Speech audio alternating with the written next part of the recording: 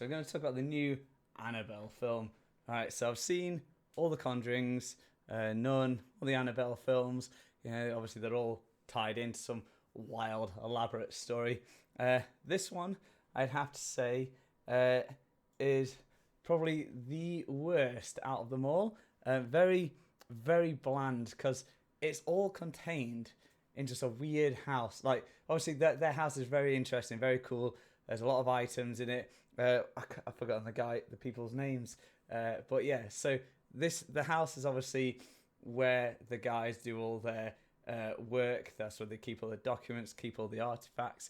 And Annabelle is obviously the possessed doll, who's not actually possessed, but is more of a conduit. It gets highlighted. So Annabelle is meant to be the most dangerous, powerful item in the entire house, and other spirits get drawn to her malevolence or whatever. So even when they're in the car at the start, so other spirits are getting pulled towards her. So for some reason this is happening now. It didn't happen in any of the other films, but all of a sudden now she's got this magnetic pull of all the other beasties and creatures and other evil spirits. So yes, that's just a new thing she's just obtained way down the line.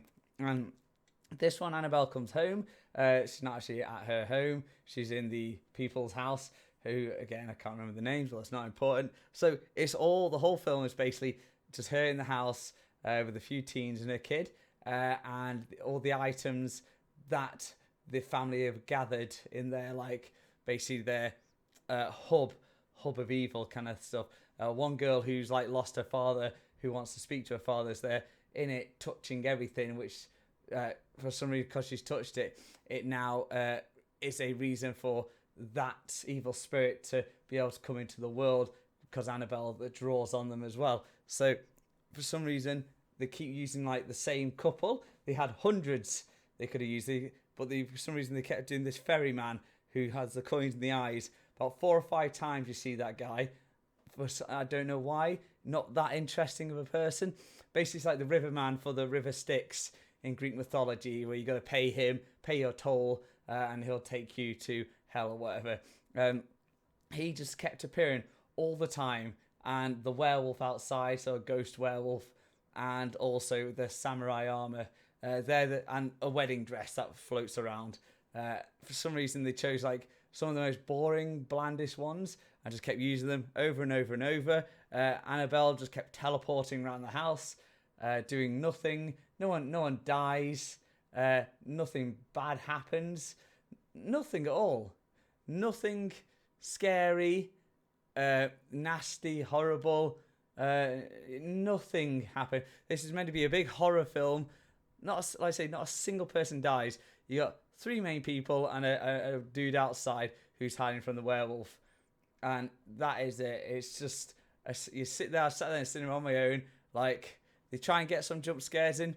Even the jump scares didn't deliver.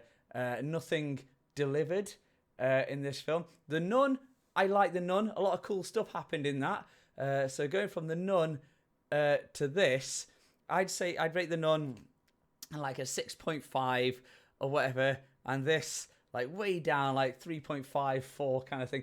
Never would I watch this again. It's just nothing great. So it's definitely biggest drop in the whole Conjuring, Annabelle, but charade kind of thing. Again, it's all claimed to be off true stories, but it doesn't really matter if it is or it isn't. End of the day, it's meant to be a good story that's told well, delivered well, and received well. This just not much going on. Yeah, once again, a repeat, because they keep repeating the same things. They had all these items that could have been such cool concepts and creatures.